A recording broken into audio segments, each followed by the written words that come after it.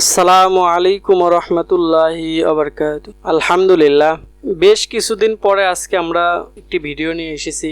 যদিও এই ভিডিওগুলো আমাদের কিছুদিন আগে করে রাখা হয়েছে, সময় স্বল্পতার কারণে আমরা আমাদের চ্যানেলে ভিডিও দিতে পারছি না। আমরা অন্যান্য কাজের পাশাপাশি যে কাজগুলো করে থাকি তার মধ্যে একটি হচ্ছে আমাদের এই মুরগির শেড। যদিও কিছুদিন আগে আমরা এই শেডের একটি ভিডিও দিয়েছিলাম যে আমরা মুরগি বিক্রি করে কত টাকা লাভ করেছি এবং আমাদের কত টাকা খরচ হয়েছে।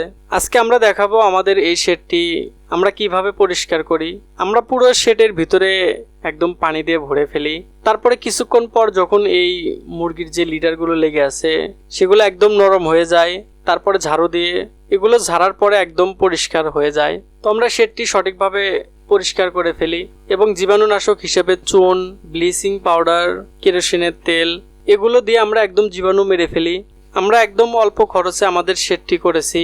সেই হিসেবে আমরা চালে শুধু ত্রিপল এবং ওয়াটারপ্রুফ যে কাপড়গুলো পাওয়া যায় সেগুলো দিয়েছিলাম। তো ওগুলো ব্যবহার করার ফলে বুঝলাম যে আমাদের ভিতরে অনেকটাই গরম হয়ে যায়, কাগজের তাপে ভিতরে গরম হয়ে যায়। আমাদের এই চালের উপরে এখন যে জিও কম্বলগুলো পাওয়া যায় সেগুলো দিতে হবে। এজন্য আমরা বাজার থেকে এই কম্বলটি কিনে নিয়ে আসি। কম্বল কিনে নিয়ে আসার পরে আমরা এই কম্বলটি চালের উপরে দিয়ে দিই। তারপরে আলহামদুলিল্লাহ মোটামুটি ভালোই ঠান্ডা লাগে ভিতরে, যদিও দুই একটি ফ্যানের ব্যবস্থা করতে হবে আর একটু গরম পড়লে। তো আমরা কম্বল এবং ঘর পরিষ্কার করার 2 দিন পরে আমাদের বাচ্চা চলে আসে।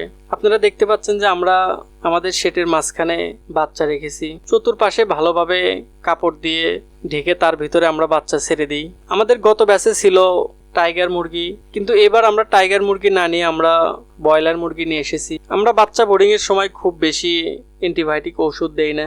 আমরা বাচ্চাগুলো দেওয়ার পরে আমরা লাইসোভেট দিয়ে পানি খেতে দিই। আলহামদুলিল্লাহ এই বাচ্চাগুলো অনেকটাই সুস্থ, দেখতে অনেক সুন্দর লাগছে।